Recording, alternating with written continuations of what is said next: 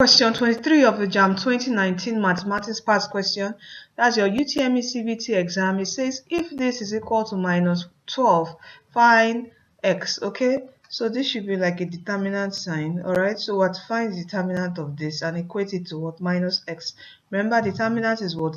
This times this minus what? This times this. I hope you still remember that. Okay, so 4 times minus x will give us a minus 4x. Then a minus bracket minus 1 times 12 will give us what? A negative what? 12, which will be equal to what? A negative 12 here. So from here we have minus 4x. Opening up the bracket, we have a plus 12 equal to what? Minus 12. Alright, so here we have a minus 4x. Taking a plus 12 to this side, we have a negative 12. Is that not it?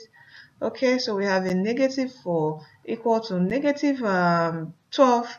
Negative 12 negative 12 will give us what? A negative for 24. All right, that to add, and we are going to have a negative. So divide both sides by negative 4 to get our what?